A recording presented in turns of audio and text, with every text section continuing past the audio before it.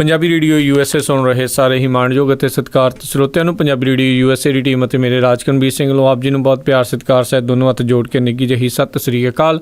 ਸਭ ਨੂੰ ਜੀਆਂ ਨੂੰ ਆਖਦੇ ਹਾਂ। ਸੋ ਤੋਂ ਪ੍ਰੋਗਰਾਮ ਖਬਰ ਤੇ ਨਜ਼ਰ ਦੇ ਵਿੱਚ ਆਪ ਸਭ ਦਾ ਸਵਾਗਤ ਹੈ। ਅੱਜ 7 ਮਾਰਚ ਦਿਨ ਸੋਮਵਾਰ ਸ਼ਾਮ ਦੇ ਪ੍ਰੋਗਰਾਮ ਦੇ ਵਿੱਚ ਸਾਡੇ ਨਾਲ ਹੁਣ ਜੁੜਨਗੇ ਪਟਿਆਲਾ ਸਟੂਡੀਓਜ਼ ਤੋਂ ਬਲਤੇਜ ਪੰਨੂ ਜੀ ਜੁੜ ਚੁੱਕੇ ਨੇ ਸਾਡੇ ਨਾਲ। ਪੰਨੂ ਜੀ ਜੀਆਂ ਨੂੰ ਪਿਆਰ ਭਰੀ ਨਿੱਘੀ ਸਤਿ ਸ੍ਰੀ ਅਕਾਲ। ਧੰਨਵਾਦ ਜੀ, ਬਹੁਤ ਮਿਹਰਬਾਨੀ। ਸਤਿ ਸ੍ਰੀ ਅਕਾਲ ਜੀ। ਸਾਡੇ ਅੱਜ ਦੇ ਪ੍ਰੋਗਰਾਮ ਖਬਰ ਤੇ ਨਜ਼ਰ ਉਸ ਨੂੰ ਸਪਾਂਸਰ ਕਰਦੇ ਨੇ ਖਾਲਸਾ ਇੰਸ਼ੋਰੈਂਸ ਏਜੰਸੀ ਵਾਲੇ, ਜਿਨ੍ਹਾਂ ਦੇ ਕੋਲੋਂ ਤੁਸੀਂ ਹਰ ਤਰ੍ਹਾਂ ਦੀ ਇੰਸ਼ੋਰੈਂਸ ਕਰਵਾ ਸਕਦੇ ਹੋ। ਇੰਸ਼ੋਰੈਂਸ ਦੇ ਬਾਰੇ ਪਤਾ ਕਰਨ ਲਈ ਕਾਲ ਕਰੋ ਨੰਬਰ 408 272 2500 4082722500। ਇਸ ਦੇ ਨਾਲ ਨਾਲ ਗੁਰਦੀਪ ਸਿੰਘ ਵਿਰਦੀ ਕਲੋਵਿਸ ਤੋਂ, ਸੂਬੇਦਾਰ ਸੁਰਜੀਤ ਸਿੰਘ ਖੰਗੂੜਾ ਅਤੇ ਪਰਿਵਾਰ ਸੈਨ ਹੋਜ਼ੇ ਤੋਂ, ਨਵਜੋਤ ਕੌਰ ਕਲੋਟੀ ਯੂਨੀਵਰਸਿਟੀ ਤੋਂ, ਸਤਨਾਮ ਸਿੰਘ ਸ਼ੇਰਗਿੱਲ ਸੈਲਮਾ ਤੋਂ, ਸੁਰਿੰਦਰ ਸਿੰਘ ਧਾਮੀ ਸੀਰੀਜ਼ ਤੋਂ, ਬਲਦੇਵ ਸਿੰਘ ਢਾਲੀਵਾਲ ਰੀਨੋ ਤੋਂ, ਸੁਰਿੰਦਰ ਸਿੰਘ ਕਾਹਲੋਂ ਰੈਂਚੋ ਕਡੋਵਾ ਤੋਂ, ਕਾਬਲ ਸਿੰਘ ਬੈਂਸ ਮੋਡੈਸਟੋ ਤੋਂ ਅਤੇ ਦਲਬੀਰ ਸਿੰਘ ਗਿੱਲ ਲਾਈਵੋਕ ਤੋਂ। ਇਹਨਾਂ ਸਾਰਿਆਂ ਦਾ ਬਹੁਤ ਬਹੁਤ ਧੰਨਵਾਦ। ਜੇਕਰ ਤੁਸੀਂ ਜਾਂ ਕੋਈ ਹੋਰ ਕਾਰੋਬਾਰ ਇਸ ਪ੍ਰੋਗਰਾਮ ਨੂੰ ਸਪਾਂਸਰ ਕਰਨਾ ਚਾਹੁੰਦੇ ਹੋ, ਸੰਪਰਕ ਕਰ ਸਕਦੇ ਹੋ ਨੰਬਰ 408 722 7698 4087227698 ਦੇ ਉੱਤੇ। ਤਾਂ ਬਲਦੇਜ ਪੰਨੂ ਜੀ, ਗੱਲਬਾਤ ਦਾ ਸਿਲਸਿਲਾ ਸ਼ੁਰੂ ਕਰਦੇ ਹਾਂ। ਪੰਜਾਬ ਵਿਧਾਨ ਸਭਾ ਦਾ ਸੈਸ਼ਨ ਅੱਜ ਤੋਂ ਸ਼ੁਰੂ ਜੀ। ਪੰਜਾਬ ਵਿਧਾਨ ਸਭਾ ਦਾ ਇਹ ਅਹਿਮ ਸੈਸ਼ਨ ਜਿਹੜਾ ਜੀ ਅੱਜ ਸ਼ੁਰੂ ਹੋਊਗਾ, ਔਰ ਜਿਹੜਾ ਵਰ੍ਹਾ ਸਟਾਰਟ ਹੋ ਚੁੱਕਿਆ ਜੀ ਚੋਣਾਂ ਦਾ, ਉਹਨੂੰ ਸਾਹਮਣੇ ਰੱਖ ਕੇ ਹੀ ਬਹੁਤਾ ਕੁਛ ਜਿਹੜਾ ਜੀ ਇਹਦੇ ਵਿੱਚ ਹੋਊਗਾ। ਭਾਵ ਕਿ ਬਹੁਤੀਆਂ ਗੱਲਾਂ ਬਾਤਾਂ ਜਿਹੜੀਆਂ ਜੀ ਉਹ ਹੋਣਗੀਆਂ। ਆਈ ਥਿੰਕ ਜਿੰਨਾ ਇਹ ਸਰਕਾਰ ਦੇ ਵਾਸਤੇ ਅਹਿਮੀਅਤ ਰੱਖਦਾ ਜੀ, ਉਦੋਂ ਕਿਤੇ ਵੱਧ ਜਿਹੜੀ ਇਹ ਅਹਿਮੀਅਤ ਆ ਵਿਰੋਧੀ ਧਿਰ ਦੇ ਵਾਸਤੇ ਰੱਖਦਾ ਹੈ ਵਿਧਾਨ ਸਭਾ ਦਾ ਜਿਹੜਾ ਸ਼ੁਰੂ ਹੋਣ ਵਾਲਾ ਸੈਸ਼ਨ। ਜੇ ਪਿਛਲੇ ਰਿਕਾਰਡ ਦੀ ਗੱਲ ਕਰੀਏ ਤਾਂ 9 ਸਾਲਾਂ ਦੇ ਦੌਰਾਨ ਕਿਤੇ ਵੀ ਵਿਰੋਧੀ ਧਿਰ ਜਿਹੜੀ ਆ ਜੀ ਉਹ ਸਰਕਾਰ ਨੂੰ, ਸੱਤਾਧਾਰੀ ਧਿਰ ਜਿਹੜੀ ਆ ਜੀ ਉਹਨੂੰ ਘੇਰਨ ਦੇ ਵਿੱਚ ਸਫਲ ਨਹੀਂ ਹੋਈ, ਉਹਨੂੰ ਘੇਰ ਨਹੀਂ ਸਕੀ। ਜਿਹੜੇ ਇਸ ਵੇਲੇ ਭਖਦੇ ਮੁੱਦੇ ਨੇ ਜੀ, ਉਹਦੇ ਵਿੱਚ ਦਰਿਆਈ ਪਾਣੀਆਂ ਵਾਲਾ ਮੁੱਦਾ ਹੈ, ਖੁਦਕੁਸ਼ੀਆਂ ਕਿਸਾਨਾਂ ਦੀਆਂ ਸ਼ਾਮਲ ਨੇ, ਦਲਿਤਾਂ ਦੇ ਉੱਤੇ ਹੋ ਰਿਹਾ ਅਤਿਆਚਾਰ ਜਿਹੜਾ ਦੀ ਉਹ ਸ਼ਾਮਲ ਹੈ, ਤੇ ਸਭ ਤੋਂ ਉੱਪਰ ਜਿਹੜੀਆਂ ਗੁਰੂ ਗ੍ਰੰਥ ਸਾਹਿਬ ਦੀਆਂ ਜਿਹੜੀਆਂ ਘਟਨਾਵਾਂ ਵਾਪਰੀਆਂ ਸਨ ਜੀ ਬੇਅਦਬੀ ਵਾਲੀਆਂ, ਉਸ ਤੋਂ ਬਾਅਦ ਹੋਣ ਵਾਲਾ ਇਹ ਜਿਹੜਾ ਜੀ ਸੈਸ਼ਨ ਹੈ ਪੰਜਾਬ ਦਾ। ਔਰ ਵੇਖਣਾ ਇਹ ਹੋਊਗਾ ਕਿ ਨਵੇਂ ਜਿਹੜੇ ਬਣੇ ਨੇ ਚਰਨਜੀਤ ਸਿੰਘ ਚੰਨੀ ਵਿਰੋਧੀ ਧਿਰ ਦੇ ਨੇਤਾ, ਉਹ ਘੇਰ ਸਕਦੇ ਨੇ ਸਰਕਾਰ ਨੂੰ ਇਹਨਾਂ ਅਹਿਮ ਮੁੱਦਿਆਂ ਦੇ ਉੱਤੇ, ਜਾਂ ਫਿਰ ਉਦਾਂ ਹੀ ਕਾਲੇ ਚੋਗੇ ਪਾ ਕੇ ਫਿਰ ਜਿਹੜਾ ਜੀ ਉਹ ਬਾਹਰ ਬਾਈਕਾਟ ਕਰਕੇ ਜਿਹੜਾ ਜੀ ਉਹ ਆ ਜਾਂਦੇ ਨੇ। ਮੈਂ ਤਾਂ ਕਰਕੇ ਕਿਹਾ ਜੀ ਕਿ ਕਾਂਗਰਸ ਦੇ ਵਾਸਤੇ ਇਹ ਸੈਸ਼ਨ ਜਿਹੜਾ ਜੀ ਸਰਕਾਰ ਨਾਲੋਂ ਕਿਤੇ ਜ਼ਿਆਦਾ ਅਹਿਮੀਅਤ ਜਿਹੜੀ ਹੈ ਜੀ ਉਹ ਰੱਖਦਾ ਕਿ ਕੀ ਉਹ ਪੰਜਾਬ ਦੇ ਲੋਕਾਂ ਦੇ ਸਾਹਮਣੇ ਇੱਕ ਵਿਰੋਧੀ ਧਿਰ ਦਾ ਜਿਹੜਾ ਚਿਹਰਾ ਉਹ ਪੇਸ਼ ਕਰ ਸਕਣਗੇ, ਜਾਂ ਪਿਛਲੇ ਸਮੇਂ ਦੇ ਵਾਂਗੂ ਉਹ ਦੁਬਾਰਾ ਫਿਰ ਫੇਲ ਹੋਣਗੇ ਜੀ। ਇਹ ਤਾਂ ਸਮਾਂ ਦੱਸੂਗਾ। ਬਾਕੀ ਪਤਾ ਨਹੀਂ ਜੀ, ਹੁਣ ਇਲੈਕਸ਼ਨਾਂ ਲੱਗ ਗਏ, ਰੌਲਾ ਰੱਪਾ ਪਾ ਵੀ ਲੈਣ। ਅਗਲੀ ਜਿਹੜੀ ਆਪਾਂ ਗੱਲ ਕਰਦੇ ਹਾਂ ਵੀ 3 ਚੈਨਲਾਂ ਖਿਲਾਫ ਕੇਸ ਦਰਜ ਕਰਾਊਗੀ ਦਿੱਲੀ ਸਰਕਾਰ। ਐਕਚੁਅਲੀ ਜੀ ਦਿੱਲੀ ਦੀ ਸਰਕਾਰ ਨੇ ਜਿਹੜਾ ਇਹ ਜਵਾਹਰ ਲਾਲ ਨਹਿਰੂ ਯੂਨੀਵਰਸਿਟੀ ਦੇ ਵਿੱਚ ਜਿਹੜਾ ਚੱਲਿਆ ਸੀਗਾ ਜੀ, ਜੋ ਕੁਛ ਵੀ ਸਾਰੀਆਂ ਘਟਨਾਵਾਂ ਜਿਹੜੀਆਂ ਵਾਪਰੀਆਂ ਨੇ ਜੀ, ਉਸ ਮਾਮਲੇ ਦੇ ਵਿੱਚ ਮੈਜਿਸਟਰੇਟੀ ਜਾਂਚ ਦੇ ਆਧਾਰ ਦੇ ਉੱਤੇ 3 ਖਬਰੀ ਚੈਨਲ ਜਿਹੜੇ ਨੇ ਉਹਨਾਂ ਦੇ ਖਿਲਾਫ ਕੇਸ ਦਰਜ ਕਰਾਉਣ ਦਾ ਫੈਸਲਾ ਕੀਤਾ। ਇਹਨਾਂ ਚੈਨਲਾਂ ਦੇ ਉੱਤੇ ਇਸ ਸਮਾਗਮ ਦੀਆਂ ਛੇੜਛਾੜ ਵਾਲੀਆਂ ਫੁਟੇਜ ਜਿਹੜੀ ਆ ਜੀ ਉਹ ਚਲਾਉਣ ਦਾ ਦੋਸ਼ ਹੈ। ਨਵੀਂ ਦਿੱਲੀ ਦੇ ਜ਼ਿਲ੍ਹਾ ਮੈਜਿਸਟਰੇਟ ਸੰਜੇ ਕੁਮਾਰ ਦੀ ਰਿਪੋਰਟ ਦੇ ਆਧਾਰ ਦੇ ਉੱਤੇ ਸਰਕਾਰ ਦੀ ਕਾਨੂੰਨੀ ਟੀਮ ਨੇ 3 ਚੈਨਲਾਂ ਦੇ ਖਿਲਾਫ ਜਿਹੜੀ ਹੈ ਜੀ ਉਹ ਕਾਰਵਾਈ ਸ਼ੁਰੂ ਕਰਨ ਦੇ ਹੁਕਮ ਦਿੱਤੇ ਨੇ। ਇਹਨਾਂ ਚੈਨਲਾਂ ਦਾ ਨਾਮ ਬੇਸ਼ੱਕ ਨਹੀਂ ਦੱਸਿਆ ਗਿਆ, ਪਰ ਸਭ ਨੂੰ ਪਤਾ ਹੈ ਕਿਹੜੇ ਚੈਨਲ ਨੇ। ਜਿਹੜੇ ਸਰਕਾਰ ਦੇ ਸੀਨੀਅਰ ਅਧਿਕਾਰੀ ਨੇ ਉਹਨਾਂ ਨੇ ਇਹ ਕਿਹਾ ਜੀ ਕਿ ਵਿਦਿਆਰਥੀ ਆਗੂ ਕਨ੍ਹਈਆ ਕੁਮਾਰ ਦੇ ਭਾਸ਼ਣ ਦੀ ਜਿਹੜੀ ਛੇੜਛਾੜ ਵਾਲੀ ਵੀਡੀਓ ਆ ਉਹ ਚਲਾਉਣ ਦੇ ਕਰਕੇ ਇਹਨਾਂ 3 ਚੈਨਲਾਂ ਦੇ ਖਿਲਾਫ ਜਿਹੜੀ ਹੈ ਜੀ ਲੀਗਲ ਟੀਮ ਨੂੰ ਅਪਰਾਧਿਕ ਕੇਸ ਦਰਜ ਕਰਾਉਣ ਦਾ ਹੁਕਮ ਜਿਹੜਾ ਜੀ ਉਹ ਦਿੱਤਾ। CPI ਦੇ ਜਿਹੜੇ ਜਨਰਲ ਸੈਕਟਰੀ ਨੇ ਉਹਨਾਂ ਨੇ ਪਹਿਲਾਂ ਜੀ ਸੀਤਾਰਾਮ ਯੇਚਰੀ ਅਤੇ JD ਦੇ ਜਿਹੜੇ ਆਗੂ ਨੇ ਤਿਆਗੀ, ਉਹਨਾਂ ਨੇ ਦਿੱਲੀ ਦੇ ਮੁੱਖ ਮੰਤਰੀ ਅਰਵਿੰਦ ਕੇਜਰੀਵਾਲ ਨਾਲ ਮੁਲਾਕਾਤ ਕਰਕੇ ਜਿਹੜਾ ਜੀ JNU ਵਿਵਾਦ ਦੀ ਛੇੜਛਾੜ ਵਾਲੀ ਵੀਡੀਓ ਚਲਾਉਣ ਵਾਲੇ ਚੈਨਲਾਂ ਦੇ ਖਿਲਾਫ ਕਾਰਵਾਈ ਦੀ ਮੰਗ ਜਿਹੜੀ ਆ ਜੀ ਉਹ ਕੀਤੀ ਸੀਗੀ। ਉਸ ਤੋਂ ਬਾਅਦ ਫਿਰ ਜਿਹੜਾ ਜੀ ਇਹ ਸਾਰਾ ਮੁੱਦਾ ਉਹ ਗਰਮਾਇਆ। ਇਹਨਾਂ ਦੇ ਵਿੱਚੋਂ ਇੱਕ ਕਲਿੱਪ ਜਿਹੜਾ ਉਹ TV ਚੈਨਲ ਦਾ ਸੀਗਾ ਜੀ। ਫੋਰੈਂਸਿਕ ਲੈਬ ਦੀ ਰਿਪੋਰਟ ਦੇ ਮੁਤਾਬਕ ਵੀਡੀਓ ਦੀ ਐਡੀਟਿੰਗ ਹੋਈ ਆ ਤੇ ਇਹਦੇ ਵਿੱਚ ਜਿਹੜੇ ਹੋਰ ਵਿਅਕਤੀਆਂ ਦੀ ਆਵਾਜ਼ ਜਿਹੜੀ ਆ ਜੀ ਉਹ ਭਰੀ ਗਈ ਆ। ਕਿੰਨੀ ਵੱਡੀ ਇਹ ਸਾਜ਼ਿਸ਼ ਜਿਹੜੀ ਹੈ ਜੀ ਹੋ ਸਕਦੀ, ਇੱਥੋਂ ਤੁਸੀਂ ਅੰਦਾਜ਼ਾ ਜਿਹੜਾ ਲਾ ਸਕਦੇ ਹੋ ਕਿ ਜਿਹੜਾ ਵਿਦਿਆਰਥੀ ਵਰਗ ਹੈ ਜੀ ਉਹਦੇ ਉੱਤੇ ਗਲਬਾ ਆਪਣਾ ਕਾਇਮ ਕਰਨ ਦੇ ਵਾਸਤੇ ਇਹ ਸਾਰਾ ਕੁਝ ਜਿਹੜਾ ਜੀ ਉਹ ਕੀਤਾ ਗਿਆ। ਹੁਣ ਹੋ ਸਕਦਾ ਜੀ ਕਿ ਜਿਹੜੀਆਂ ਵਿਰੋਧੀ ਧਿਰਾਂ ਨੇ ਉਹ ਇਹ ਵੀ ਰੌਲਾ ਪਾਉਣਗੀਆਂ ਕਿ ਇਹ ਜੀ ਮੀਡੀਆ ਦੀ ਜ਼ਬਾਨ ਜਿਹੜੀ ਆ ਉਹ ਬੰਦ ਕੀਤੀ ਜਾ ਰਹੀ ਹੈ, ਪਰ ਜਦੋਂ ਮੀਡੀਆ ਜਿਹੜਾ ਜੀ ਉਹਨਾਂ ਸਾਜ਼ਿਸ਼ਾਂ ਦੇ ਵਿੱਚ ਸ਼ਾਮਲ ਹੋ ਜਾਂਦਾ ਜਿਹੜੀਆਂ ਕਿ ਸੱਤਾਧਾਰੀ ਧਿਰਾਂ ਜਿਹੜੀਆਂ ਕਰਦੀਆਂ ਨੇ, ਤੇ ਉਹਨਾਂ ਦਾ ਇੱਕ ਅੰਗ ਬਣ ਕੇ ਜਿਹੜਾ ਜੀ ਉਹ ਕੰਮ ਕਰਦਾ, ਆਈ ਥਿੰਕ ਫਿਰ ਮੀਡੀਆ ਲਫ਼ਜ਼ ਜਿਹੜਾ ਨਾ ਜੀ ਉਹਨੂੰ ਵੀ ਧੱਬਾ ਲੱਗਦਾ ਸੀ। ਜੀ ਜੀ ਅਗਲੀ ਆਪਾਂ ਗੱਲ ਕਰੀਏ ਵੀ ਪੰਜਾਬ ਦਾ ਮਨੁੱਖੀ ਅਧਿਕਾਰ ਕਮਿਸ਼ਨ ਕਾਗਜ਼ਾਂ 'ਚ ਹੀ ਰਹਿ ਗਿਆ ਚਿੱਟਾ ਹਾਥੀ। ਜੀ ਜਦੋਂ ਧੱਕਾ ਕਿਤੇ ਹੁੰਦਾ ਨਾ ਜੀ, ਤੇ ਜਿਹੜਾ ਵਿਅਕਤੀ ਹੈ ਕੋਈ ਵੀ, ਉਹ ਫਿਰ ਹਿਊਮਨ ਰਾਈਟ ਵੱਲ ਨੂੰ ਜਿਹੜਾ ਜੀ ਉਹ ਸੋਚਦਾ। ਜਦੋਂ ਤੁਸੀਂ ਪਾਉਂਦੇ ਹੋ ਨੈੱਟ ਦੇ ਉੱਤੇ ਨਿਰਸੰਦੇਹ ਬੜਾ ਕੁਝ ਸਾਹਮਣੇ ਜਿਹੜਾ ਜੀ ਉਹ ਆ ਜਾਂਦਾ, ਪਰ ਇਹ ਕਿਹਾ ਜਾ ਰਿਹਾ ਜੀ ਕਿ ਜਿਹੜੀਆਂ ਉੱਥੇ ਕੇਸ ਨੇ, ਐਪਲੀਕੇਸ਼ਨਸ ਨੇ, ਉਹਨਾਂ ਦੇ ਢੇਰ ਲੱਗੇ ਪਏ ਨੇ ਪੰਜਾਬ ਮਨੁੱਖੀ ਅਧਿਕਾਰ ਕਮਿਸ਼ਨ ਦੇ ਕੋਲੇ। ਕਰਨ ਕੱਤਰ ਨੂੰ ਜਿਹੜਾ ਜੀ ਉਹ ਕੱਖ ਨਹੀਂ ਹੈਗਾ। ਰੀਜ਼ਨ ਉਹਦਾ ਜਿਹੜਾ ਜੀ ਉਹ ਅਹਿਮ ਇਹ ਆ ਕਿ ਇਹ ਕਮਿਸ਼ਨ ਦਾ ਇੱਕ ਚੇਅਰਮੈਨ ਤੇ 4 ਮੈਂਬਰ ਜਿਹੜੇ ਜੀ ਇਹਦੇ ਹੁੰਦੇ ਆ। ਜਿਹੜੇ 4 ਮੈਂਬਰ ਨੇ ਉਹ ਸਾਰੇ ਦੇ ਸਾਰੇ ਇੱਕ ਇੱਕ ਕਰਕੇ ਉਹਨਾਂ ਦੇ ਅਹੁਦਿਆਂ ਦੀ ਜਿਹੜੀ ਆ ਜੀ ਉਹ ਮਿਆਦ ਪੂਰੀ ਹੋ ਗਈ ਹੋਈ ਆ। ਜਿਹੜੇ ਇਸ ਵੇਲੇ ਚੇਅਰਮੈਨ ਲੱਗੇ ਹੋਏ ਨੇ ਜੀ, ਰਿਟਾਇਰਡ ਜਸਟਿਸ ਜਗਦੀਸ਼ ਭੱਲਾ ਹੋਰੀ, ਉਹਨਾਂ ਦੇ ਅਹੁਦੇ ਦੀ ਮਿਆਦ ਵੀ 22 ਮਾਰਚ ਨੂੰ ਜਿਹੜੀ ਆ ਜੀ ਉਹ ਖਤਮ ਹੋ ਰਹੀ ਆ। ਜਿਹੜੇ 4 ਮੈਂਬਰ ਨੇ ਜੀ, ਉਹਨਾਂ ਦੀ ਮਿਆਦ ਪੂਰੀ ਹੋਈ ਨੂੰ ਮਹੀਨੇ ਬੀਤ ਚੁੱਕੇ ਆ, ਔਰ ਉਹਨਾਂ ਦੀ ਜਗ੍ਹਾ ਦੇ ਉੱਤੇ ਨਵੇਂ ਮੈਂਬਰ ਜਿਹੜੇ ਸੀਗੇ ਜੀ ਉਹ ਲਿਆਂਦੇ ਹੀ ਨਹੀਂ ਗਏ ਜੀ, ਅਸਾਮੀਆਂ ਭਰੀਆਂ ਹੀ ਨਹੀਂ ਗਈਆਂ। ਇਹ ਜਿਹੜਾ ਪੰਜਾਬ ਮਨੁੱਖੀ ਅਧਿਕਾਰ ਕਮਿਸ਼ਨ ਹੈ, ਉਹਦੇ ਇਤਿਹਾਸ ਦੇ ਵਿੱਚ ਇਹ ਪਹਿਲੀ ਵਾਰੀ ਹੈ ਕਿ ਜਦੋਂ ਬਗੈਰ ਮੈਂਬਰਾਂ ਤੋਂ ਇਹਨੂੰ ਜਿਹੜਾ ਜੀ ਉਹ ਰੋੜਿਆ ਜਾ ਰਿਹਾ। ਰੀਜ਼ਨ ਉਹਦਾ ਕੀ ਹੈ ਜੀ ਕਿ ਜਿਹੜੀਆਂ ਸਰਕਾਰ ਦੇ ਵਿਰੋਧ ਦੇ ਵਿੱਚ ਜਿਹੜੀ ਕੋਈ ਐਪਲੀਕੇਸ਼ਨ ਆਵੇ ਤੇ ਉਹਦੇ ਉੱਤੇ ਕੋਈ ਕਾਰਵਾਈ ਜਿਹੜੀ ਹੈ ਜੀ ਉਹ ਹੋਵੇ ਹੀ ਨਾ। ਇਸ ਕਰਕੇ ਇੱਥੇ ਜਿਹੜਾ ਜੀ ਕੋਈ ਇਹਦਾ ਮੈਂਬਰ ਨਵਾਂ ਜਿਹੜਾ ਜੀ ਉਹ ਨਹੀਂ ਲਾਇਆ ਜਾ ਰਿਹਾ। ਹੁਣ 22 ਤਰੀਕ ਨੂੰ ਇਹਦੇ ਜਿਹੜੇ ਚੇਅਰਮੈਨ ਨੇ ਉਹ ਵੀ ਰਿਟਾਇਰ ਹੋ ਜਾਣਗੇ, ਤੇ ਉਸ ਤੋਂ ਬਾਅਦ ਕੀ ਉਹਨਾਂ ਦੀ ਜਗ੍ਹਾ ਦੇ ਉੱਤੇ ਕੋਈ ਜਿਹੜਾ ਜੀ ਲਾਇਆ ਜਾਊਗਾ, ਇਹ ਵੀ ਵੇਖਣ ਵਾਲੀ ਗੱਲ ਹੋਊਗੀ। ਐਕਚੁਅਲੀ ਇਹ ਜਿਹੜੀਆਂ ਪੋਸਟਾਂ ਨੇ ਇਹ ਸਿਆਸੀ ਪੋਸਟਾਂ ਨੇ ਜੀ, ਔਰ ਜਿਹੜੀ ਅਕਾਲੀ ਬੀਜੇਪੀ ਹੈ ਜੀ, ਉਹਨਾਂ ਦੇ ਵਿੱਚ ਖਿੱਚਾ ਧੂਈ ਨਾ ਹੋਵੇ, ਮੇਰਾ ਮੈਂਬਰ ਲਾਓ ਮੇਰਾ ਮੈਂਬਰ ਲਾਓ, ਤਾਂ ਕਰਕੇ ਉਹਨਾਂ ਨੇ ਕੰਮ ਹੀ ਨਿਬੇੜਿਆ ਜੀ ਕਿ ਮੈਂਬਰ ਲਾਉਣ ਦੀ ਜ਼ਰੂਰਤ ਹੀ ਨਹੀਂ ਜੀ। ਦੇਖਿਆ ਜਾਵੇ ਜੇ ਇਹ ਮਾਮਲਾ ਅਦਾਲਤ ਦੇ ਵਿੱਚ ਚੱਲ ਜੇ, ਸੁਪਰੀਮ ਕੋਰਟ ਦੇ ਵਿੱਚ ਜਿਹੜੀ ਜੀ ਜਾਂ ਹਾਈ ਕੋਰਟ ਦੇ ਵਿੱਚ ਜਿਹੜੀ ਹੈ ਜੀ ਉਹ ਕੀਤੀ ਜਾਵੇ, ਤਾਂ ਮੇਰਾ ਖਿਆਲ ਕਾਫੀ ਜਿਹੜੀ ਹੈ ਜੀ ਉਹ ਮੁਸ਼ਕਿਲ ਖੜੀ ਹੋ ਸਕਦੀ ਆ ਜਿਹੜੀ ਪੰਜਾਬ ਸਰਕਾਰ ਦੇ ਵਾਸਤੇ, ਕਿਉਂਕਿ ਇਹ ਅਦਾਲਤੀ ਹੁਕਮਾਂ ਦੇ ਉੱਤੇ ਹੀ ਜਿਹੜੀ ਹੈ ਜੀ ਇਹ ਲਾਏ ਜਾਂਦੇ ਨੇ, ਭਾਵੇਂ ਇਹ ਜਿਹੜੇ ਇਹਦੇ ਚੇਅਰਮੈਨ ਜਾਂ ਮਨੁੱਖੀ ਅਧਿਕਾਰ ਕਮਿਸ਼ਨ ਜਿਹੜਾ ਜੀ ਉਹ ਕੰਮ ਕਰਦਾ ਅਦਾਲਤ ਦੇ ਹੁਕਮਾਂ ਦੇ ਉੱਤੇ ਹੀ ਜੀ। ਅਗਲੀ ਗੱਲ ਕਰਦੇ ਹਾਂ ਵੀ ਨਵਜੋਤ ਸਿੱਧੂ ਦੀ ਵਾਪਸੀ ਹੋ ਸਕਦੀ ਹੈ ਸਿਆਸਤ ਵਿੱਚ। ਸੁਣਿਆ ਉਹਨਾਂ ਦੇ ਕਾਫੀ ਜਿਹੜੇ ਪ੍ਰੋਗਰਾਮ ਖਤਮ ਹੋ ਰਹੇ ਨੇ ਜੀ। ਐਕਚੁਅਲੀ ਇਹ ਜਿਹੜਾ ਰਾਜ ਸਭਾ ਦੀ ਜਿਹੜੀਆਂ ਸੀਟਾਂ ਕੁਝ ਖਾਲੀ ਹੋ ਰਹੀਆਂ ਨੇ, ਇਸੇ ਹੀ ਮਹੀਨੇ ਦੇ ਵਿੱਚ ਇਹ ਭਰੀਆਂ ਜਾਣੀਆਂ ਨੇ। ਇੱਕ ਸੀਟ ਜਿਹੜੀ ਹੈ ਜੀ ਉਹ ਬੀਜੇਪੀ ਦੇ ਹਿੱਸੇ ਆਉਂਦੀ ਆ। ਇਹਦੇ ਉੱਤੇ ਇਸ ਵੇਲੇ ਅਵਿਨਾਸ਼ ਰਾਏ ਖੰਨਾ ਹੋਰੀ ਜਿਹੜੇ ਜੀ ਉਹ ਬੈਠੇ ਨੇ, ਤੇ ਉਹਨਾਂ ਦੀ ਮੈਂਬਰੀ ਦੀ ਜਿਹੜੀ ਮਿਆਦ ਆ ਜੀ ਉਹ ਪੂਰੀ ਹੋ ਰਹੀ ਆ, ਤੇ ਉਹ ਵੀ ਸੁੱਖ ਦੇ ਨਾਲ ਸੁੱਚੇ ਮੂੰਹ ਵਾਪਸ ਆਉਣ ਵਾਲੇ ਮੈਂਬਰ ਹੀ ਹੋਣਗੇ ਜੀ। ਕਦੀ ਰਾਜ ਸਭਾ ਦੇ ਵਿੱਚ ਉਹ ਰੜਕੇ ਨਹੀਂ, ਕਦੇ ਉਹਨਾਂ ਨੇ ਕੋਈ ਮੁੱਦਾ ਜਿਹੜਾ ਜੀ ਪੰਜਾਬ ਦੇ ਨਾਲ ਰਿਲੇਟਡ ਜਾਂ ਉਂਝ ਜਿਹੜਾ ਮੁੱਦਾ ਜੀ ਕੋਈ ਨਹੀਂ ਉਠਾਇਆ। ਇਹ ਕਿਹਾ ਜਾ ਰਿਹਾ ਜੀ ਕਿ ਹੱਥ ਪੈਰ ਤਾਂ ਅਵਿਨਾਸ਼ ਰਾਏ ਖੰਨਾ ਹੋਰੀ ਮਾਰ ਰਹੇ ਨੇ ਕਿ ਸੁੱਖ ਦੀਆਂ ਰੋਟੀਆਂ ਜਿਹੜੀਆਂ ਜੀ ਉੱਥੇ ਹੀ ਖਾਧੀਆਂ ਜਾਣ, ਰਾਜ ਸਭਾ ਦੀ ਸੀਟ ਫੇਰ ਜਿਹੜੀ ਉਹਨਾਂ ਦੀ ਝੋਲੀ ਪੈ ਜੇ। ਪਰ ਬੀਜੇਪੀ ਹਾਈ ਕਮਾਂਡ ਜਿਹੜੀ ਹੈ ਜੀ ਕੁਝ ਡਿਫਰੈਂਟ ਵੇ ਦੇ ਨਾਲ ਸੋਚਦੀ ਹੈ। ਉਹ ਕਮਲ ਸ਼ਰਮਾ ਹੋਰਾਂ ਨੂੰ ਪਾਸੇ ਕਰਕੇ ਪੰਜਾਬ ਦੇ ਵਿੱਚ ਭਾਰਤੀ ਜਨਤਾ ਪਾਰਟੀ ਦੀ ਜਿਹੜੀ ਪ੍ਰਧਾਨਗੀ ਆ ਉਹ ਅਵਿਨਾਸ਼ ਰਾਏ ਖੰਨਾ ਹੋਰਾਂ ਨੂੰ ਦੇਣਾ ਚਾਹੁੰਦੀ ਆ, ਕਿਉਂਕਿ ਉਹਨਾਂ ਨੂੰ ਲੱਗਦਾ ਹੈ ਕਿ ਕਮਲ ਸ਼ਰਮਾ ਨੂੰ ਹਟਾ ਕੇ ਉਹ ਜਿਹੜਾ ਜੀ ਇੱਥੇ ਸਹੀ ਆ ਸਕਦੇ ਨੇ। ਜਿਹੜੀ ਰਾਜ ਸਭਾ ਦੀ ਸੀਟ ਖਾਲੀ ਹੋ ਰਹੀ ਆ ਉਹਨੂੰ ਨਵਜੋਤ ਸਿੰਘ ਸਿੱਧੂ ਹੋਰਾਂ ਨੂੰ ਜਿਹੜਾ ਜੀ ਉਹਦੀ ਜਗ੍ਹਾ ਦੇ ਉੱਤੇ ਭਰਿਆ ਜਾ ਸਕਦਾ, ਉਹਨਾਂ ਨੂੰ ਲਿਆਂਦਾ ਜਾ ਸਕਦਾ ਰਾਜ ਸਭਾ ਦੇ ਵਿੱਚ। ਅਜਿਹਾ ਤਾਂ ਕਰਕੇ ਕੀਤਾ ਜਾ ਰਿਹਾ ਜੀ ਕਿ ਜਿਹੜੀ ਆਮ ਆਦਮੀ ਪਾਰਟੀ ਹੈ ਉਹ ਲਗਾਤਾਰ ਡੋਰੇ ਜਿਹੜੇ ਆ ਜੀ ਉਹ ਪਾਉਂਦੀ ਰਹੀ ਹੈ ਨਵਜੋਤ ਸਿੰਘ ਸਿੱਧੂ ਹੋਰਾਂ ਦੇ ਉੱਤੇ, ਔਰ ਇਹਦੀਆਂ ਚਰਚਾਵਾਂ ਚੱਲਦੀਆਂ ਰਹੀਆਂ ਨੇ। ਨਵਜੋਤ ਕੌਰ ਸਿੱਧੂ ਤਾਂ ਓਪਨਲੀ ਜਿਹੜੀ ਹੈ ਜੀ ਇਹ ਗੱਲ ਕਹਿੰਦੀ ਹੈ ਕਿ ਜੇ ਅਕਾਲੀ ਦਲ ਦੇ ਨਾਲ ਰਲ ਕੇ ਚੋਣ ਬੀਜੇਪੀ ਨੇ ਲੜੀ ਤਾਂ ਉਹ ਜਿਹੜੀ ਹੈ ਜੀ ਚੋਣ ਨਹੀਂ ਲੜਨਗੇ।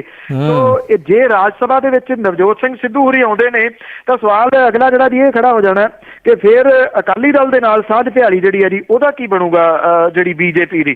ਕੀ ਉਹ ਇਹ ਸਟੈਪ ਜਿਹੜਾ ਜੀ ਇਸ ਪਾਸੇ ਵੱਲ ਨੂੰ ਦੇਖਿਆ ਜਾ ਸਕਦਾ ਕਿ ਇੱਥੋਂ ਜਿਹੜਾ ਜੀ ਕੁਛ ਨਾ ਕੁਛ ਵਖਰੇਵਾਂ ਜਿਹੜਾ ਦੋਵਾਂ ਪਾਰਟੀਆਂ ਦੇ ਵਿੱਚ ਪੈ ਸਕਦਾ। ਉਹਦੇ ਵੈਸੇ ਕੁਝ ਸੂਤਰ ਜਿਹੜੇ ਨੇ ਉਹ ਦੱਸਦੇ ਨੇ ਕਿ ਸਾਲ ਦਾ ਅੱਧ ਟੱਪਣ ਤੋਂ ਬਾਅਦ ਜਿਹੜੇ ਉਹ ਤੋਂ ਅਗਲੇ 2 ਮਹੀਨੇ ਹੋਣਗੇ ਉਹਦੇ ਵਿੱਚ ਜਿਹੜਾ ਜੀ ਭਾਰਤੀ ਜਨਤਾ ਪਾਰਟੀ ਜਿਹੜੀ ਆ ਉਹ ਕੋਈ ਵੱਡਾ ਫੈਸਲਾ ਇਸ ਸਬੰਧ ਦੇ ਵਿੱਚ ਲੈ ਸਕਦੀ ਹੈ। ਅਜੇ ਉਹਦੇ ਜਿਹੜੇ ਮੈਂਬਰ ਨੇ, ਮੰਤਰੀ ਨੇ, ਉਹ ਝੰਡੀ ਵਾਲੀਆਂ ਕਾਰਾਂ ਦਾ ਸੁੱਖ ਮੰਨਣਾ ਚਾਹੁੰਦੇ ਨੇ। ਬਾਕੀ ਆਪਣੇ ਸ਼ਬਦ ਖਾਨ ਦੇ ਵਿੱਚ ਵੀ ਇਹ ਸਾਰੇ ਮਹਾਰਤ ਹਾਸਲ ਕਰਦੇ ਨੇ ਸਿਆਸਤਦਾਨ। ਇਹਨਾਂ ਦਾ ਕੋਈ ਭਰੋਸਾ ਨਹੀਂ, ਕਹਿੰਦੇ ਅੱਜ ਕੁਛ ਨੇ ਤੇ ਸ਼ਾਮ ਨੂੰ ਕੁਛ ਹੋਰ ਹੋ ਜਾਂਦਾ ਆ। ਅਗਲੀ ਜਿਹੜੀ ਆਪਾਂ ਗੱਲ ਕਰੀਏ ਵੀ ਧੀਆਂ ਦੇ ਸਿਰ ਤੋਂ ਹੱਥ ਚੱਕਿਆ ਪੰਜਾਬ ਸਰਕਾਰ ਨੇ। ਜੀ ਐਕਚੁਅਲੀ ਹੌਲੀ ਸਹੀ ਭਾਵ ਕੇ ਜਿਹੜੇ ਜਦੋਂ ਖਜ਼ਾਨਾ ਖਾਲੀ ਹੈ ਜੀ ਤੇ ਪੰਜਾਬ ਦੇ ਖਾਲੀ ਖਜ਼ਾਨਾ ਮੰਤਰੀ ਜਿਹੜੇ ਨੇ ਜੀ ਉਹਨਾਂ ਨੇ ਹੁਣ ਜਿਹੜਾ ਬਜਟ ਲਿਆਉਣਾ ਤੇ ਉਹਦੇ ਵਿੱਚ ਕੀ ਲਿਆਉਣਗੇ ਇਹ ਨਹੀਂ ਪਤਾ ਜੀ। ਪਰ ਇਸ ਵੇਲੇ ਧੀਆਂ ਦਾ ਹੱਥ ਜਿਹੜਾ ਫੜਨ ਵਾਲੀ ਜਿਹੜੀ ਬਾਲੜੀ ਰੱਖਿਆ ਯੋਜਨਾ ਸੀ ਉਹ ਬੰਦ ਕਰ ਦਿੱਤੀ ਗਈ ਹੈ ਜੀ। ਔਰ 4 ਸਾਲਾਂ ਤੋਂ ਸਰਕਾਰ ਨੇ ਇਸ ਸਕੀਮ ਦੇ ਵਾਸਤੇ ਕੋਈ ਫੰਡ ਨਹੀਂ ਦਿੱਤਾ ਤੇ ਹੁਣ ਅਖੀਰ ਦੇ ਵਿੱਚ ਇਹ ਯੋਜਨਾ ਦਾ ਦਰਵਾਜ਼ਾ ਜਿਹੜਾ ਜੀ ਉਹ ਬੰਦ ਕਰ ਦਿੱਤਾ ਗਿਆ। ਪੰਜਾਬ ਦੇ ਵਿੱਚ ਕੋਈ 650 ਦੇ ਕਰੀਬ ਕੁੜੀਆਂ ਨੇ ਜਿਹੜੀਆਂ ਇਸ ਯੋਜਨਾ ਦੇ ਤਹਿਤ ਜਿਨ੍ਹਾਂ ਦੀ ਰਜਿਸਟ੍ਰੇਸ਼ਨ ਜਿਹੜੀ ਆ ਜੀ ਹੋਈ ਆ। ਪੰਜਾਬ ਸਰਕਾਰ ਦੇ ਵੱਲੋਂ ਇਹਨਾਂ ਧੀਆਂ ਨੂੰ 18 ਸਾਲ ਦੀ ਉਮਰ ਤੱਕ 500 ਰੁਪਈਆ ਪ੍ਰਤੀ ਮਹੀਨਾ ਦੇਣਾ ਸੀਗਾ ਹਰ ਜਿਹੜਾ ਜੀ ਖਾਤੇ ਦੇ ਵਿੱਚ। ਅਪ੍ਰੈਲ ਤੇ ਨਵੰਬਰ ਮਹੀਨੇ ਦੇ ਵਿੱਚ 6-6 ਮਹੀਨੇ ਦੀ ਇਕੱਠੀ ਰਾਸ਼ੀ ਪਾਉਣੀ ਸੀਗੀ, ਪਰ ਇਹ ਜਿਹੜੀ ਹੈ ਜੀ ਉਹ ਪਾਈ ਨਹੀਂ ਗਈ। ਹੁਣ ਤਕਰੀਬਨ ਇਹ ਕਹਿ ਦਿੱਤਾ ਗਿਆ ਜੀ ਕਿ ਅੱਗੋਂ ਜਿਹੜੇ ਆ ਜੀ ਇਹ ਪੈਸੇ ਨਹੀਂ ਆਉਣਗੇ ਜੀ। ਔਰ ਕਿਉਂ ਨਹੀਂ ਆਉਣਗੇ ਇਹਦਾ ਕੋਈ ਰੀਜ਼ਨ ਜਿਹੜਾ ਜੀ ਉਹ ਨਹੀਂ ਦੱਸਿਆ ਗਿਆ। ਬਠਿੰਡੇ ਜ਼ਿਲ੍ਹੇ ਦੇ ਵਿੱਚ 60 ਦੇ ਕਰੀਬ ਧੀਆਂ ਜਿਹੜੀਆਂ ਨੇ ਉਹਨਾਂ ਨੂੰ ਇਸ ਯੋਜਨਾ ਦੇ ਤਹਿਤ ਲਾਭ ਦਿੱਤਾ ਜਾਣਾ ਸੀਗਾ। ਹੁਸ਼ਿਆਰਪੁਰ ਜ਼ਿਲ੍ਹੇ ਦੇ ਵਿੱਚ 90, ਫਿਰੋਜ਼ਪੁਰ 'ਚ 35, ਸੰਗਰੂਰ 'ਚ 40, ਮਾਨਸਾ 'ਚ 40 ਤੇ ਤਰਨਤਾਰਨ ਦੇ ਵਿੱਚ 25 ਲੜਕੀਆਂ ਨੂੰ ਰਜਿਸਟਰ ਜਿਹੜਾ ਉਹ ਕੀਤਾ ਗਿਆ ਸੀਗਾ। ਪਰ ਹੁਣ ਜਿਸ ਕਿਸਮ ਦਾ ਠੇਂਗਾ ਜਿਹੜਾ ਜੀ ਉਹ ਦਿਖਾਤਾ ਸਰਕਾਰ ਨੇ ਕਿ ਇਹ ਜਿਹੜਾ ਬਾਲੜੀ ਯੋਜਨਾ ਜਿਹੜੀ ਸੀ ਜੀ ਉਹ ਬੰਦ ਕੀਤੀ ਜਾ ਰਹੀ ਆ। ਉਂਝ ਵੈਸੇ ਜਿਹੜਾ ਸਿਹਤ ਤੇ ਪਰਿਵਾਰ ਭਲਾਈ ਦੇ ਡਾਇਰੈਕਟਰ ਨੇ ਉਹ ਇਹ ਕਹਿੰਦੇ ਨੇ ਕਿ ਇਹ ਅਜੇ ਫੈਸਲਾ ਸੋਚ ਦੇ ਅਧੀਨ ਹੈ ਤੇ ਅਜੇ ਇਹਦੇ ਉੱਤੇ ਜਿਹੜਾ ਜੀ ਕੋਈ ਪੱਕਾ ਫੈਸਲਾ ਨਹੀਂ ਲਿਆ ਗਿਆ। ਪਰ ਰਿਐਲਿਟੀ ਜਿਹੜੀ ਆ ਜੀ ਉਹ ਇਹ ਦੱਸਦੀ ਹੈ ਕਿ ਇੱਥੇ ਜਿਹੜਾ ਜੀ ਇਹ ਯੋਜਨਾ ਬੰਦ ਕਰਤੀ ਗਈ ਹੈ ਤੇ ਇਹਨਾਂ ਨੂੰ ਜਿਹੜੇ ਆ ਜੀ ਪੈਸੇ ਅੱਗੋਂ ਇਹਨਾਂ ਦੇ ਖਾਤਿਆਂ ਦੇ ਵਿੱਚ ਬੰਦ ਹੋ ਗਏ ਨੇ ਪਿਛਲੇ ਕਈ ਮਹੀਨਿਆਂ ਤੋਂ ਤੇ ਇਹ ਪੈਸੇ ਨਹੀਂ ਆਉਣਗੇ ਜੀ। ਅਗਲੀ ਆਪਾਂ ਗੱਲ ਕਰੀਏ ਵੀ ਕੈਪਟਨ ਅਮਰਿੰਦਰ ਹੁਣਾਂ ਨੇ ਚੁਣੌਤੀ ਦਿੱਤੀ ਕੇਜਰੀਵਾਲ ਨੂੰ, ਆਜੋ ਚੋਣ ਲੜਦੇ। ਇਹ ਇੱਕ ਐਕਚੁਅਲੀ ਨਵਾਂ ਥੋੜਾ ਜਿਹਾ ਤੁਸੀਂ ਕਹਿ ਲਓ ਕਿ ਟ੍ਰੈਂਡ ਜਿਹੜਾ ਉਹ ਸਟਾਰਟ ਹੋਇਆ। ਵੈਸੇ ਇਹ ਦੇਣ ਜਿਹੜੀ ਹੈ ਜੀ ਅਰਵਿੰਦ ਕੇਜਰੀਵਾਲ ਦੀ ਕਹੀ ਜਾ ਸਕਦੀ ਹੈ। ਜਿਵੇਂ ਉਹਨਾਂ ਨੇ ਦਿੱਲੀ ਦੇ ਵਿੱਚ ਸ਼ੀਲਾ ਦੀਕਸ਼ਤ ਹੋਰਾਂ ਦੇ ਨਾਲ ਮੱਥਾ ਲਾਇਆ ਸੀਗਾ ਤੇ ਮੁੜ ਕੇ ਜਾ ਕੇ ਨਰਿੰਦਰ ਮੋਦੀ ਹੋਰਾਂ ਦੇ ਖਿਲਾਫ ਉਹ ਖੜ ਗਏ ਸਨ। ਹੁਣ ਤੱਕ ਤਾਂ ਜਿਹੜੀ ਸਿਆਸਤ ਆ ਭਾਰਤ ਦੀ, ਉਹ ਸੂਬਿਆਂ ਦੀ ਹੋਵੇ ਚਾਹੇ ਭਾਰਤ ਦੀ ਹੋਵੇ ਜੀ, ਉਹ ਇਹੀ ਰਹੀ ਹੈ ਕਿ ਜਿਹੜੀਆਂ ਸਿਆਸੀ ਪਾਰਟੀਆਂ ਨੇ ਉਹ ਦੂਜੀ ਵਿਰੋਧੀ ਧਿਰ ਦੇ ਅਹਿਮ ਲੀਡਰਾਂ ਦੇ ਖਿਲਾਫ ਮਾੜੇ ਉਮੀਦਵਾਰ ਖੜੇ ਕਰਦੀਆਂ ਆਈਆਂ ਨੇ। ਤੁਸੀਂ ਇਤਿਹਾਸ ਚੁੱਕ ਲਓ ਜੀ ਤੇ ਉਹ ਕਿ ਇਹ ਜਿਹੜੇ ਲੀਡਰ ਨੇ ਉਹ ਨਾ ਹਰਨ। ਪਰ ਇਹ ਨਵਾਂ ਟ੍ਰੈਂਡ ਜਿਹੜਾ ਜੀ ਸ਼ੁਰੂ ਹੋਇਆ, ਬੜਕਾਂ ਤਾਂ ਸਾਰੇ ਜਿਹੜਾ ਜੀ ਉਹ ਮਾਰੀ ਜਾਂਦੇ ਨੇ। ਸੁਖਬੀਰ ਸਿੰਘ ਬਾਦਲ ਹੋਰਾਂ ਨੇ ਵੀ ਇਹ ਗੱਲ ਆਖੀ ਸੀ ਕਿ ਮੇਰੇ ਖਿਲਾਫ ਜਿਹੜਾ ਜੀ ਭਾਵੇਂ ਕੇਜਰੀਵਾਲ ਹੋਰੀ ਚੋਣ ਜਿਹੜੀ ਆ ਉਹ ਲੜ ਲੈਣ। ਤੇ ਹੁਣ ਕੈਪਟਨ ਅਮਰਿੰਦਰ ਸਿੰਘ ਹੋਰਾਂ ਨੇ ਇਹ ਕਹਿਤਾ ਜੀ ਕਿ ਉਹ ਜਿਹੜਾ ਜੀ ਕੇਜਰੀਵਾਲ ਉਹਨਾਂ ਦੇ ਖਿਲਾਫ ਜਿਹੜੀ ਆ ਉਹ ਚੋਣ ਲੜਨ, ਕਿਸੇ ਵੀ ਹਲਕੇ ਤੋਂ ਲੜਨ ਤੇ ਉਹਨਾਂ ਦੇ ਖਿਲਾਫ ਚੋਣ ਲੜਨ ਵਾਸਤੇ ਤਿਆਰ ਨੇ।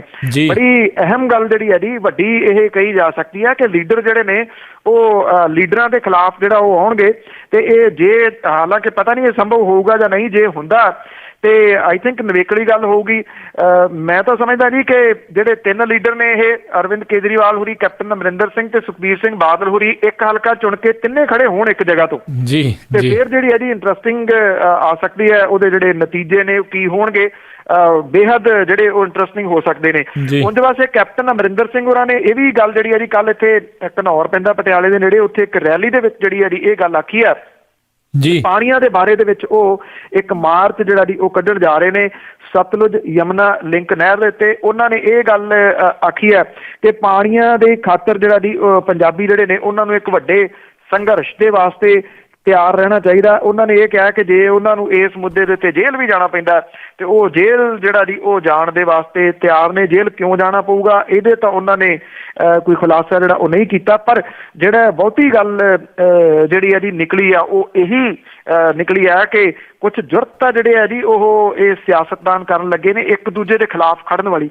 ਜੀ ਤੇ ਅਗਲੀ ਗੱਲ ਕਰੀਏ ਪਠਾਨਕੋਟ ਹਮਲੇ ਦਾ ਬਿੱਲ 6.5 ਕਰੋੜ ਦਾ ਇੱਕ ਵਾਰੀ ਫੇਰ ਪੰਜਾਬ ਨੂੰ ਘੱਲਿਆ ਸੈਂਟਰ ਨੇ। ਜੀ ਬਿਲਕੁਲ। ਇਹ ਜਿਹੜਾ ਜੀ ਇਹ ਅੱਤਵਾਦੀ ਜਿਹੜਾ ਹਮਲਾ ਹੋਇਆ ਸੀਗਾ ਉਹਦੇ ਦੌਰਾਨ ਜਿਹੜੇ ਪੈਰਾਮਿਲਟਰੀ ਫੋਰਸਿਸ ਸੀਗੀਆਂ ਜੀ, ਇਹਦੇ ਵਾਸਤੇ ਪੰਜਾਬ ਸਰਕਾਰ ਨੂੰ ਫਿਰ ਜਿਹੜਾ ਜੀ ਇੱਕ ਬਿੱਲ ਭੇਜਿਆ 6 ਕਰੋੜ ਤੇ 35 ਲੱਖ ਰੁਪਈਏ ਦਾ। ਗ੍ਰਹਿ ਮੰਤਰਾਲੇ ਦੇ ਵੱਲੋਂ ਪੰਜਾਬ ਸਰਕਾਰ ਨੂੰ ਜਿਹੜੀ ਭੇਜੀ ਗਈ ਜਿਹੜੀ ਚਿੱਠੀ ਆ ਉਹਦੇ ਵਿੱਚ ਇਹਨਾਂ ਪੈਰਾਮਿਲਟਰੀ ਫੋਰਸਿਸ ਦੀਆਂ 20 ਕੰਪਨੀਆਂ ਦੀ ਜਿਹੜੀ ਤਾਇਨਾਤੀ ਕੀਤੀ ਗਈ ਸੀ, ਉਹਦੇ ਬਦਲੇ ਪੈਸੇ ਦੇਣ ਦੇ ਵਾਸਤੇ ਜਿਹੜਾ ਜੀ ਉਹ ਕਿਹਾ ਗਿਆ। ਔਰ 2 ਜਨਵਰੀ ਤੋਂ 27 ਜਨਵਰੀ ਤੱਕ ਪਠਾਨਕੋਟ ਤੇ ਉਹਦੇ ਆਲੇ ਦੁਆਲੇ ਦੇ ਇਲਾਕਿਆਂ ਦੇ ਵਿੱਚ ਇਹ ਤਾਇਨਾਤ ਜਿਹੜੇ ਉਹ ਕੀਤੇ ਗਏ ਸੀਗੇ। ਚਿੱਠੀ ਜਿਹੜੀ ਆ ਜੀ ਉਹ ਇਹ ਕਹਿੰਦੀ ਆ ਕਿ ਭਾਈ ਜਿਹੜਾ 1,77,000 ਤੇ 143 ਰੁਪਈਏ ਰੋਜ਼ ਦਾ ਖਰਚਾ ਪੈਂਦਾ ਰਿਹਾ ਤੁਹਾਨੂੰ। ਇਹ ਸਾਰੇ ਦੇ ਸਾਰੇ ਪੈਸੇ ਜਿਹੜੇ ਨੇ ਉਹ ਪੰਜਾਬ ਦੀ ਸਰਕਾਰ ਜਿਹੜੀ ਆ ਉਹ ਦੇਵੇ। CRP ਦੀਆਂ 11 ਤੇ BSF ਦੀਆਂ 9 ਕੰਪਨੀਆਂ ਇਸ ਟੈਰੋਰਿਸਟ ਹਮਲੇ ਤੋਂ ਬਾਅਦ ਪਠਾਨਕੋਟ ਦੇ ਆਲੇ ਦੁਆਲੇ ਜਿਹੜੀਆਂ ਤਾਇਨਾਤ ਕੀਤੀਆਂ ਗਈਆਂ ਸੀਗੀਆਂ। ਪੰਜਾਬ ਜਿਹੜੀ ਸਰਕਾਰ ਹੈ ਜੀ ਉਹ ਹੋਮ ਮਿਨਿਸਟਰੀ ਦੀ ਇਸ ਚਿੱਠੀ ਤੋਂ ਬੜੀ ਨਾਰਾਜ਼ ਹੈ ਜੀ। ਔਰ ਇਹ ਗੱਲ ਉਹ ਕਹਿ ਰਹੇ ਨੇ ਕਿ ਇਹ ਜਦੋਂ ਮੁਲਕ ਦੇ ਉੱਤੇ ਹਮਲਾ ਸੀਗਾ ਤੇ ਫਿਰ ਇਹਦਾ ਜਿਹੜਾ ਜੀ ਸੂਬਾ ਉਹ ਇਹਦੇ ਪੈਸੇ ਕਿਉਂ ਦੇਵੇ। ਜਿਹੜੇ ਗ੍ਰਹਿ ਮੰਤਰਾਲਾ ਜਿਨ੍ਹਾਂ ਕੋਲੇ ਹੈ, ਡਿਪਟੀ ਮੁੱਖ ਮੰਤਰੀ ਸੁਖਬੀਰ ਸਿੰਘ ਬਾਦਲ ਹੋਰਾਂ ਦੇ ਕੋਲੇ, ਉਹਨਾਂ ਨੇ ਇਹ ਗੱਲ ਆਖੀ ਹੈ ਕਿ ਪੰਜਾਬ ਸਰਕਾਰ ਜਿਹੜੀ ਹੈ ਜੀ ਇਹ ਬਿੱਲ ਨਹੀਂ ਦੇਊਗੀ। ਪਰ ਇਹਦੀ ਇੱਕ ਵੱਖਰੀ ਅਸਲੀਅਤ ਉਹ ਇਹ ਵੀ ਹੈ ਕਿ ਇਹਦੇ ਸੰਬੰਧ ਦੇ ਵਿੱਚ 5 ਕਰੋੜ ਤੇ ਕੁਝ ਲੱਖ ਰੁਪਈਆ ਸੀਗਾ, ਉਹਦਾ ਪਹਿਲੇ ਹੀ ਜਿਹੜੀ ਕਿਸ਼ਤ ਆ ਉਹ ਦੇ ਦਿੱਤੀ ਸੀਗੀ ਪੰਜਾਬ ਸਰਕਾਰ ਨੇ। ਇਹ ਜਿਹੜਾ ਜੀ ਚੈੱਕ ਭੇਜਤਾ ਸੀਗਾ, ਜਦੋਂ ਦੂਜਾ ਆਇਆ ਬਿੱਲ ਤੇ ਉਦੋਂ ਜਿਹੜਾ ਜੀ ਇਹਨੂੰ ਰੋਕਿਆ ਗਿਆ। ਆਈ ਥਿੰਕ ਇਹ ਸੂਬੇ ਦਾ ਬਣਦਾ ਨੀਗਾ। ਸੂਬਾ ਕਿਸੇ ਵੀ ਹਾਲਤ ਦੇ ਵਿੱਚ ਇਹ ਨਹੀਂ ਦੇਣਾ ਚਾਹੀਦਾ ਉਹਨੂੰ, ਕਿਉਂਕਿ ਇਹ ਮੁਲਕ ਦੀ ਜਿਹੜੀ ਹੈ ਜੀ ਉਹ ਜ਼ਿੰਮੇਵਾਰੀ ਹੈ। ਜਦੋਂ ਦੁਨੀਆ ਭਰ ਦੇ ਵਿੱਚ ਪ੍ਰਚਾਰਿਆ ਜਾ ਰਿਹਾ ਕਿ ਗੁਆਂਢੀ ਮੁਲਕ ਨੇ ਟ੍ਰੇਨਡ ਕਰਕੇ ਜਾਂ ਉੱਥੋਂ ਟ੍ਰੇਨਡ ਹੋ ਕੇ ਇੱਥੇ ਜਿਹੜੇ ਇਹ ਆਏ ਸਨ ਤੇ ਫਿਰ ਮੁਲਕ ਦੇ ਉੱਤੇ ਹਮਲਾ ਤੇ ਸੂਬਾ ਜਿਹੜਾ ਜੀ ਉਹਦਾ ਕਿਉਂ ਦੇਵੇ। ਇਹ ਟਰੱਕ ਜਿਹੜੇ ਭਰ ਕੇ ਆਉਣੇ ਸੀ ਪੈਸਿਆਂ ਦੇ, ਉਹ ਪੁੱਠਾ ਜਿਹੜਾ ਜੀ ਉਹ ਸ਼ੁਰੂ ਹੋ ਗਿਆ। ਟਰੱਕ ਤਾਂ ਕੀ ਆਉਣੇ ਸੀਗੇ, ਜਿਹੜਾ ਕੋਈ ਮਾੜਾ ਮੋਟਾ ਖਜ਼ਾਨੇ ਦੇ ਵਿੱਚ ਹੈਗਾ ਸੈਂਟਰ ਦੀ ਸਰਕਾਰ ਕਹਿੰਦੀ ਉਹ ਵੀ ਸਾਨੂੰ ਦੇ ਦਿਓ ਜੀ। ਤੇ ਅਗਲੀ ਗੱਲ ਕਰੀਏ, ਘਨਈਆ ਦੇ ਸਿਰ ਦਾ 11 ਲੱਖ ਮੁੱਲ ਪਾਉਣ ਵਾਲਾ ਬੰਦਾ ਨੰਗ ਨਿਕਲਿਆ 150 ਰੁਪਈਏ ਸੀਗਾ ਸਿਰਫ। ਜਦੋਂ ਲੋਕ ਸਭਾ ਦੀਆਂ ਚੋਣਾਂ ਹੋਈਆਂ ਸੀ ਜੀ, ਉਦੋਂ ਇੱਕ ਗੱਲ ਬੜੀ ਪ੍ਰਚਾਰੀ ਗਈ ਸੀਗੀ ਕਿ ਇੱਥੇ ਕਾਲਾ ਧਨ ਵਾਪਸ ਆ ਜਾਣਾ ਤੇ ਕੱਲੇ ਭਾਰਤੀ ਦੇ ਖਾਤੇ ਦੇ ਵਿੱਚ 12 13 ਲੱਖ ਰੁਪਈਆ ਆ ਜਾਣਾ ਜੀ। ਜਦੋਂ ਉਹਦੇ ਬਾਰੇ ਅਮਿਤ ਸ਼ਾਹ ਹੋਰਾਂ ਨੂੰ ਬਾਅਦ ਚ ਪੁੱਛਿਆ ਗਿਆ ਸੀਗਾ ਵੀ ਉਹ ਪੈਸੇ ਨਹੀਂ ਆਏ, ਕੀ ਬਣਿਆ, ਉਹ ਕਹਿੰਦੇ ਉਹ ਤਾਂ ਜੁਮਲਾ ਸੀ ਇੱਕ। ਤੇ ਉਦੋਂ ਤੋਂ ਲੋਕ ਜਿਹੜੇ ਬਹੁਤੇ ਨੇ ਉਹ ਭਾਰਤੀ ਜੁਮਲਾ ਪਾਰਟੀ ਵੀ ਜਿਹੜੀ ਉਹ ਕਹਿਣ ਲੱਗ ਗਏ ਜੀ। ਤੇ ਗਾਂ ਜਿਹੜੇ ਉਹਨਾਂ ਦੇ ਸਪੋਰਟਰ ਨੇ ਜੀ ਉਹ ਕਈ ਪੈਰ ਗਾਂ ਜਿਹੜੇ ਉਹ ਨਿਕਲ ਰਹੇ ਪ੍ਰਤੀਤ ਹੁੰਦੇ ਨੇ। ਜਦੋਂ ਘਨਈਆ ਕੁਮਾਰ ਵਾਲਾ ਸਾਰਾ ਜਿਹੜਾ ਜੀ ਇਹ ਕਾਂਡ ਹੋਇਆ, ਜਦੋਂ ਉਹਦੀ ਜ਼ਮਾਨਤ ਹੋ ਗਈ, ਬਾਅਦ ਦੇ ਵਿੱਚ ਜਿਹੜਾ ਉਹਦਾ ਲੈਕਚਰ ਫੇਮਸ ਹੋਇਆ ਤੇ ਇੱਥੇ ਜਿਹੜੀਆਂ ਸਿਆਸੀ ਪਾਰਟੀਆਂ ਨੇ ਉਹਨਾਂ ਨੂੰ ਵਕਤ ਤਾਂ ਪਿਆ ਹੋਇਆ। ਇੱਕ ਤਾਂ ਜੀ ਸੋਸ਼ਲ ਮੀਡੀਆ ਦੇ ਉੱਤੇ ਉਹ ਇਹਨੂੰ ਕੱਟਣ ਦੇ ਨਵੇਕਲੇ ਢੰਗ ਤਰੀਕੇ ਅਪਣਾ ਰਹੀਆਂ ਨੇ। ਇੱਥੇ ਜਿਹੜੇ WhatsApp ਦੇ ਉੱਤੇ ਮੈਸੇਜ ਆਉਂਦੇ ਨੇ ਉਹਨਾਂ ਦੇ ਵਿੱਚ ਇਹ ਕਹਿਣ ਦੀ ਕੋਸ਼ਿਸ਼ ਜਿਹੜੀ ਕੀਤੀ ਜਾ ਰਹੀ ਆ ਕਿ ਘਨਈਆ ਕੁਮਾਰ ਤਾਂ ਭਾਰਤੀ ਜਨਤਾ ਪਾਰਟੀ ਦੇ ਵੱਲੋਂ ਖੜਾ ਕੀਤਾ ਗਿਆ। ਕੁਝ ਜਿਹੜੀਆਂ ਮੈਸੇਜ ਨੇ ਉਹ ਇਹ ਵੀ ਕਹਿੰਦੇ ਨੇ ਕਿ ਪੱਛਮੀ ਬੰਗਾਲ ਦੇ ਵਿੱਚ ਕਾਮਰੇਡ ਜਿਹੜੇ ਨੇ ਉਹਨਾਂ ਨੂੰ ਉਤਾਹ ਚੁੱਕਣ ਦੇ ਵਾਸਤੇ ਘਨਈਆ ਕੁਮਾਰ ਦਾ ਉਭਾਰ ਜਿਹੜਾ ਜੀ ਉਹ ਕਰਵਾਇਆ ਗਿਆ ਭਾਰਤੀ ਜਨਤਾ ਪਾਰਟੀ ਦੇ ਵੱਲੋਂ। ਭਾਵ ਕਿ ਦੱਸਣ ਦੀ ਇਹ ਕੋਸ਼ਿਸ਼ ਕੀਤੀ ਜਾ ਰਹੀ ਹੈ ਕਿ ਉਹ ਕੋਈ ਨਵਾਂ ਨੇਤਾ ਨਹੀਂ ਉਭਰਿਆ, ਉਹ ਸਾਡਾ ਹੀ ਬੰਦਾ ਔਰ ਸਾਡੇ ਵਿੱਚੋਂ ਹੀ ਜਿਹੜਾ ਜੀ ਉਹ ਗਿਆ। ਦੂਜੇ ਪਾਸੇ ਇਹ ਜਿਹੜਾ ਵਿਅਕਤੀ ਜਿਹੜਾ ਪੂਰਵਾਂਚਲ ਸੈਨਾ ਕੋਈ ਬਣਾਈ ਫਿਰਦਾ, ਆਦਰਸ਼ ਸ਼ਰਮਾ ਇਹਦਾ ਨਾਮ ਹੈ ਜੀ, ਇਹ ਦਿੱਲੀ ਦੇ ਵਿੱਚ ਰੋਹਣੀ ਇਲਾਕੇ ਦੇ ਵਿੱਚ ਜਿਹੜਾ ਜੀ ਕਿਰਾਏ ਦੇ ਮਕਾਨ ਦੇ ਉੱਤੇ ਰਹਿੰਦਾ। ਇਹ ਪੋਸਟਰ ਲਾ ਰਿਹਾ ਸੀਗਾ ਦਿੱਲੀ ਦੇ ਵਿੱਚ ਔਰ ਇਹਨੂੰ ਪੁਲਿਸ ਨੇ ਜਿਹੜਾ ਜੀ ਗ੍ਰਿਫਤਾਰ ਕੀਤਾ। ਪੋਸਟਰ ਜਿਹੜੇ ਸੀਗੇ ਇਹ ਲਾ ਰਿਹਾ ਸੀਗਾ ਕਿ 11 ਲੱਖ ਰੁਪਈਆ ਘਨਈਆ ਕੁਮਾਰ ਨੂੰ ਗੋਲੀ ਮਾਰਨ ਵਾਲੇ ਨੂੰ ਜਿਹੜਾ ਜੀ ਉਹ ਦਿੱਤਾ ਜਾਊਗਾ। ਔਰ ਜਿਹੜਾ ਜਦੋਂ ਹੁਣ ਪੁਲਿਸ ਨੇ ਇਹਨੂੰ ਫੜ ਲਿਆ, ਗ੍ਰਿਫਤਾਰ ਕਰ ਲਿਆ, ਜਦੋਂ ਉਹਦੀ ਫਰੋਲਾ ਫਰਾਲੀ ਹੋਈ ਤੇ ਉਹ ਤਾਂ ਨੰਗ ਨਿਕਲਿਆ ਜੀ। ਉਹਦੇ ਖਾਤੇ ਦੇ ਵਿੱਚ 150 ਰੁਪਈਆ ਹੈ ਸਾਰਾ, ਤੇ 11 ਲੱਖ ਰੁਪਈਆ ਉਹਨੇ ਕਿੱਥੋਂ ਦੇਣਾ ਸੀਗਾ ਇਹ ਨਹੀਂ ਅਜੇ ਤੱਕ ਜਿਹੜਾ ਜੀ ਉਹ ਦੱਸ ਸਕਿਆ। ਔਰ ਇਹ ਤੁਸੀਂ ਇਹ ਦੇਖੋ ਕਿ ਭੜਕਾਹਟ ਵਾਲੀ ਜਿਹੜੀ ਗੱਲ ਆ ਜੀ, ਕਿਸੇ ਨੂੰ ਪੁਸ਼ਕਾਰ ਕੇ ਕਿਸੇ ਨੂੰ ਜਿਹੜਾ ਜੀ ਚੁੱਕ ਦੇ ਕੇ ਗਲ ਪਾਉਣ ਵਾਲੀ ਜਿਹੜੀ ਆ ਨਾ ਜੀ ਉਹ ਗੱਲ ਸੀਗੀ। ਸਿਰ ਫਿਰਿਆਂ ਦਾ ਇੱਥੇ ਵੀ ਕੋਈ ਘਾਟਾ ਨੀਗਾ ਜੀ। ਕੋਈ ਜਿਹੜਾ ਜੀ ਉਹ ਤੁਰ ਪੈਂਦਾ ਇਸ ਪਾਸੇ ਵੱਲ ਨੂੰ ਤੇ ਉਹਨੇ ਆਪਣੀ ਜ਼ਿੰਦਗੀ ਜਿਹੜੀ ਉਹ ਖਰਾਬ ਕਰ ਲੈਣੀ ਸੀ ਜੀ। ਬਿਲਕੁਲ ਜੀ। ਤੇ ਬਹੁਤ ਬਹੁਤ ਧੰਨਵਾਦ ਕਰਦੇ ਹਾਂ ਪੰਨੂ ਜੀ, ਤੁਸੀਂ ਇਹਨਾਂ ਖਬਰਾਂ ਦੇ ਬਾਰੇ ਸਾਨੂੰ ਜਾਣਕਾਰੀ ਦਿੱਤੀ। ਤੇ ਜਾਣ ਤੋਂ ਪਹਿਲਾਂ ਅੱਜਨਾਮਾ ਕਿ ਪਹਿਲਾਂ ਮਾਨ ਭਗਵੰਤ ਨੇ ਆਖਿਆ ਸੀ ਮੈਂ ਤਾਂ ਮੂਹਰੇ ਸੁਖਬੀਰ ਦੇ ਖੜੂੰਗਾ ਜੀ।